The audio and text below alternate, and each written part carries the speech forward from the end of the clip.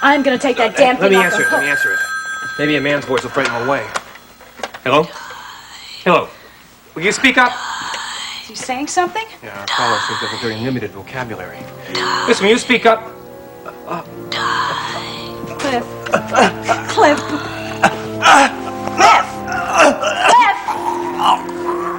What are you...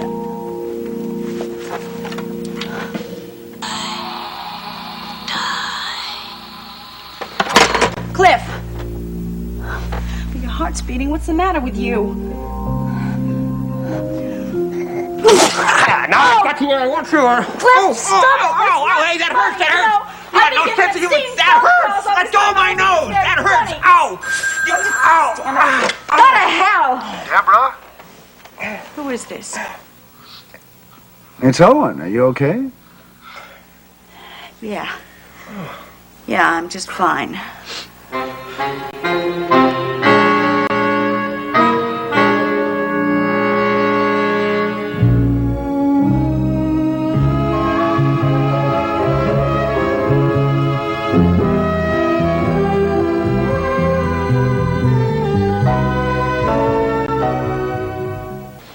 Listen, I just wanted you to know that I talked to Eddie Vaughn and to my wife about the curse on Mansion of the Damned, and you were right. You were completely right.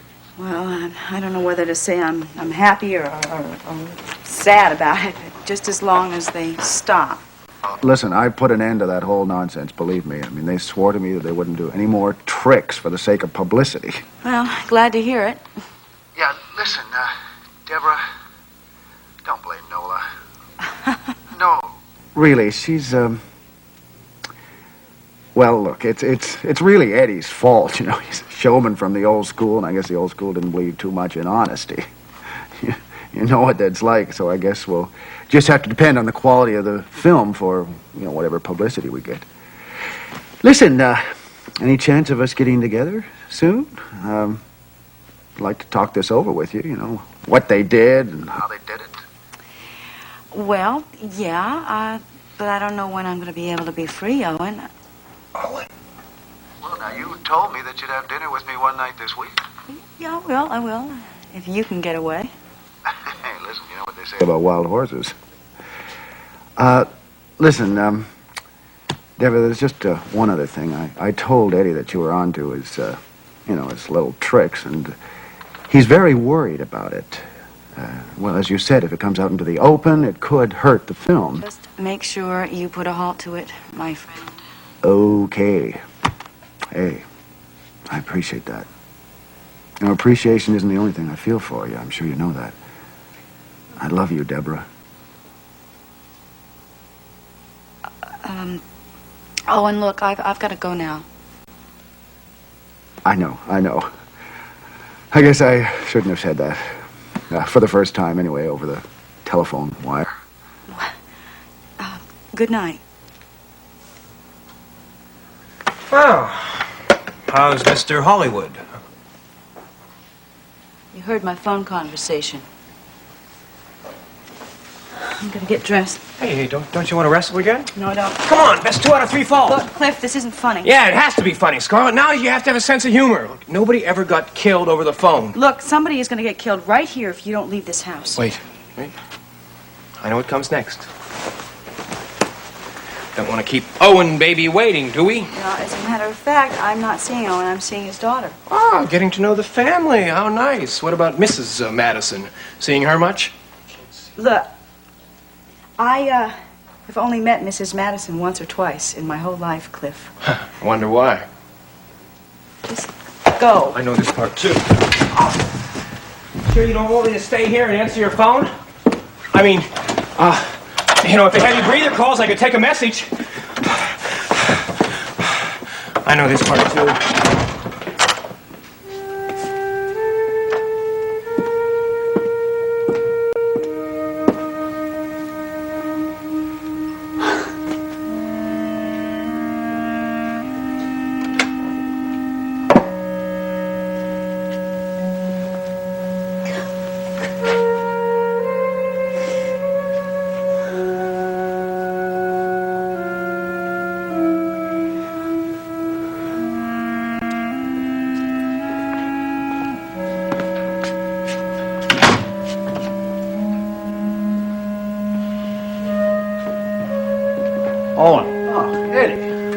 glad to see you. I just talked to Deborah Saxon. I told her that it's all out in the open about those ridiculous tricks you've been playing. Oh, and there's something else that's got to come out in the open. Just let me finish. I swore to her that there wouldn't be any more of this nonsense, that nobody else was going to be clobbered by falling chandeliers and all these crazy Look, ghosts. I just talked to Brian. Why didn't you tell me what the hell's been going on in this house? About Brian and Paige. Well, what did he tell you? For God's sake, Owen. What did you and Nola do to those kids? I mean, were you so wrapped up in your own problems you didn't see what was happening to them? Eddie, they were our problems. Problems that Nola and I created 25 years ago. We just didn't realize that they were going to get so complicated, that's all. They love each other, Owen. Oh, they don't. They can't. Eddie, look, I told Brian the truth 3 years ago when I realized that something had changed between them. That they were no longer acting as brother and sister. Well, no wonder they weren't acting that way. You brought them together from two different families, for Pete's sake. They never thought of each other as brother and sister. We assumed that they would. I mean, don't you see it, Eddie? You bring two children together into one house and you let them grow up together that way, and you assume that they're going to continue to think of each other that way. So you told Brian 3 years ago, and he walked right out of this house and into a recruiting office. Yes. That's just what he did. And he said you were glad of it. I understood it. Let's put it that way. He said you were happy about it because it gave you a perfect solution. Only you never told Paige the truth about it, did you? No, I didn't. I didn't think there was any need to. I thought she'd just get over the crush that she had on Brian. But then he came home and realized that she was in trouble, and the whole thing just started up again. Then it wasn't a simple crush, was it? It was the real thing. Damn it. They're no longer kids. Oh, and they're adults, and they have rights. Well, they don't have a right to this. My God, Eddie, what are you saying? Look, don't you think that I have hated myself for this? Don't you think I've hated what I did to them? What's done is done, Eddie. And there's no other answer but they have to stay away from each other. Why didn't you tell me about this? I thought I was close to both of you. To all of this family. Because, Eddie, I felt that enough has been said about it already, okay? Now, there's just no other answer except that they should stay away from each other. Is that so? Huh. Kids can really break your heart, can't they? Did you know that Brian was thinking of leaving again?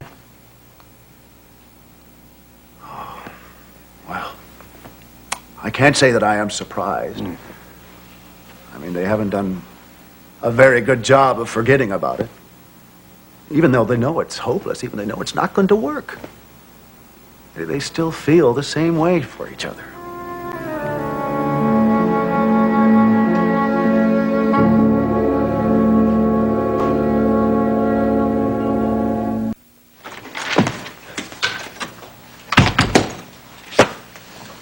When April says she's going to meet us. She'll be here any minute. Look, I really don't like the idea of you buying this dinner. Why not? Who else have I got to spend money on? Well, Jamie, for one. The kid's a cheap date. Besides, I get free babysitting, not to mention my rent. Ever since Geraldine took over, one thing I don't have to worry about is my finances, at least until the election's over. You're going to win that election by a landslide. I don't know. You see Sally Vickers' column today in the Monticello Star? I don't read the Star. What's it doing in your wastebasket then? Visiting friends? I buy it so I can have the pleasure of throwing it away. Yeah, sure. That's the third day in a row she's chosen to run a paragraph on my marital status. Think it would hurt my political chances if I punched out a woman? Look, Logan, no gossip column is ever going to affect the outcome of an election. Don't count on that. My speeches haven't won me any votes, Draper, and this sort of stuff could hurt me. Listen to this. Listen. Friends of D.A. Logan Swift are concerned about his reclusive behavior since his wife left bed and board. But his political supporters are even more concerned about his ability to maintain the slim lead he showed in the polls before Mrs. D.A. flew the coop. Her name's Raven, by the way. Could D.A. Swift's political future be summed up as nevermore? It's very cute. Don't you like that? Like, throw that junk away. If you want to read something, here, read this, the new law journal. No. Tell you something funny. If I do lose this election, I don't even think I'll care. Oh, Swifty, you don't mean that. You love that job. Well, it gives me someplace to go every day. I'll say that for You're it. going to be going there for a long time. Take my word for it. Well, if worse comes to worse, I can always go into private practice, right? I mean, you could use a little competition. Who knows? Maybe you and Mike could even knock another name on the door. Sure. Of course, if that job comes through for you in New York, you won't even have your name on the door, will you? Yeah, I don't know about that. It may take some time. You seen that Hansen yet?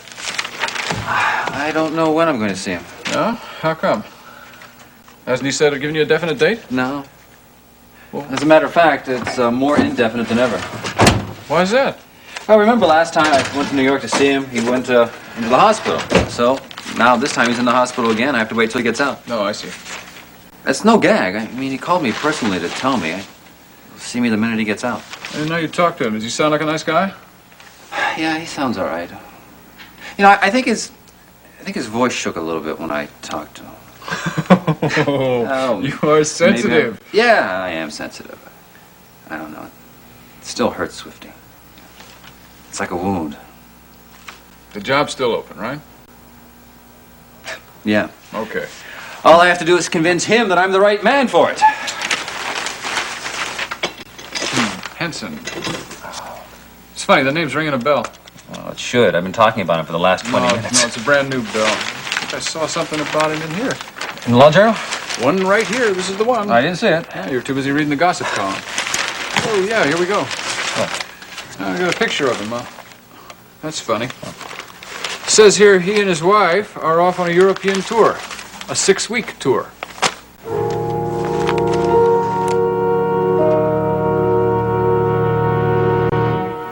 Hansen, senior partner of Seward Paxton Whiteside, with his wife, off on a 6-week tour of Europe. I don't understand that. It's pretty clear he's going abroad. He's supposed to be going to the hospital. Well, there's hospitals over there. No, Logan, it says a tour. One hospital is not a tour. I don't understand this. Hello. Oh, hi, Logan. You're There she is. I get the first hug. I'm closest to the door. Nice to see you. Same here. Hello, husband. How are you? Hi, honey. I hope you two are starved, because I am. You know the appetite we pregnant women have. Pickles and ice cream. Oh, I was thinking more of steak, baked potatoes, pickles, and ice cream. Take it easy now. I'm buying. Oh, no go. Sorry. No deal. Why not? Well, it's not fair. First of all, there are 2 of us and only 1 of you. As a matter of fact, there are about 2.5 of us and only 1 of you. Hey, well, how do you like this? I mean, this man's beautiful, attractive, pregnant wife walks in. He sits here and reads the newspaper. Shocking. I'm sorry, honey. There's something here that doesn't make any sense. Is it the law journal? Absolutely nothing in there makes sense to me. Well, here. You take a look at it. Tell me what you think. Whose picture? David Hansen? You finally get to see what he looks like. What's this about a European vacation? It must be a mistake. Look, he probably had this European jaunt planned, and then he had to check back into the hospital later. Yeah, well, look, there's no point in worrying about it. What's it say, 6 weeks? You can see him when he gets back, huh? What do you say? I'm starved. You two ready to go? Oh, I'm more than ready. Let's go. Sure. Let's go.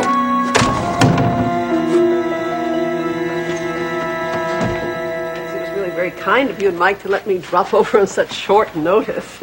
I mean, we get together so seldom. Well, the last time was the party that you gave for the movie company, wasn't it? Right. How's it coming, by the way? I hear the production is slightly bewitched. Well, that's all very silly. I must say it gives me some tasty tidbits for WMON News, though. I hope the publicity helps Owen Madison. He's an old friend of yours, isn't he? Yes. But as a matter of fact, the reason I called and asked if I could come over is to discuss another old friend, a mutual old friend, as it turns out, in the other coast, in New York. I think you know of whom I speak. I think I can guess, Margo. Yes, well, I had a rather interesting conversation with David Hansen on the telephone this evening, and he tells me that you two had a lovely dinner together. Oh, yes, he's a very interesting man. Of course, being lawyers, we had a great deal in common. Oh, yes, and someone in common. Draper. It's really so unfortunate that Mr. Hansen rejected Draper without even giving him an interview.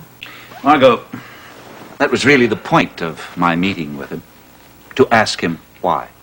Oh, and I suppose he told you why, didn't he? Let me freshen your drink for you.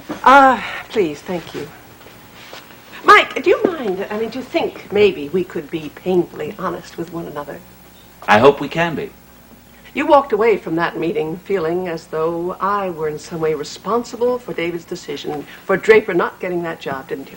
Margo, we're concerned about Draper. Not just because he's our friend. He's also Mike's partner. And Draper's work has been seriously affected ever since the day that job offer was withdrawn. Now, Mr. Hansen must have received some seriously negative opinions about Draper from someone he knew. And from someone Mr. Hansen trusted, of course. Now, look, if we're going to be painfully honest, let's be just that. Nancy and I had good reason to believe that you were involved somehow. But it wasn't out of maliciousness towards Draper. It was because you wanted to keep April here I would with like you. to clear the record on this little incident. Yes, David Hansen asked my advice about Draper. Why shouldn't he? We're old friends. He knows that I know Draper. And I told him what I felt was the simple truth. That Draper is too immature for the job. Now, it's a job that was offered to your husband, for heaven's sake. Oh, but I don't think that matters in Well, this of case, course Margo. it matters.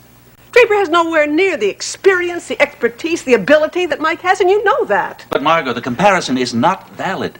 I was offered a partnership. Draper was offered a job.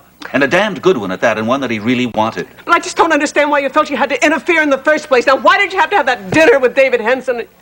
Surely you don't want to lose Draper any more than I want to lose April. You're right, Margo. I don't want to lose Draper. I value him highly. But I feel that what happened to him was an injustice. And justice, believe it or not, is a very important part of my life, as it is to most lawyers who care about what they do for a living. Well, may I ask a very simple question? What do you intend to do about it? Do you intend to tell Draper about my talking to Mr. Hansen? That was never my intention. Is it your intention now? No, it's not. I see no reason to do so, especially since Mr. Hansen has agreed to see Draper now. You know that, don't you? Well, yes. Yes, I know that.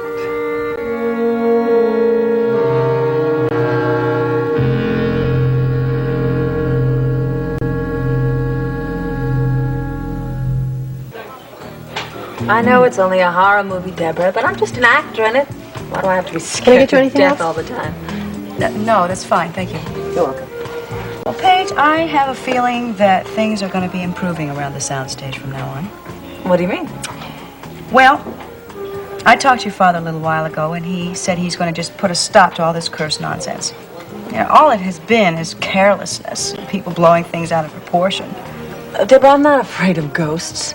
I'm afraid of something very real, my stepmother. Why? What's she been doing? I'll tell you what happened yesterday. There's this key scene where Hester stabs her young cousin to death because she's seen her turn herself into a witch. So... Sounds like this movie's going to have an R rating. No, Daddy doesn't think so. They don't restrict movies just because of violence anymore. I think they should. I would have given what happened yesterday an X rating. But Nola tried to kill me. What? Well, she did stab me, and for a split second, I thought that I'd had it, but the dagger turned out to be one of those trick things. You know, when you leave it alone, the blade stays out, but when you press the catch, the blade retracts into the hilt. Well, I don't see what's wrong with that. Nola had murder on her mind. Paige, I'm finding this very hard to believe. With all those people around? She could have said it was an accident. Look, why would she do such a thing?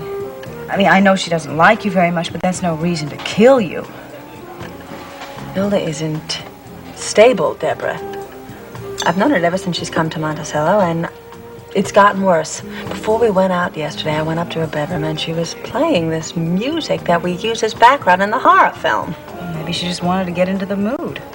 Well, it's a dreadful mood. It's frightening. The music was a Gregorian chant. A Gregorian chant? Yeah, she was playing it over the phone. It seems she wanted someone to identify it or some such thing. Oh, my God, Paige. What? Somebody has been playing those kinds of things to me over my phone. What? I've been getting anonymous phone calls, dozens of them, day and night. Somebody has been trying to make my life miserable, and they are doing a good job of it. Paige, it's Nola.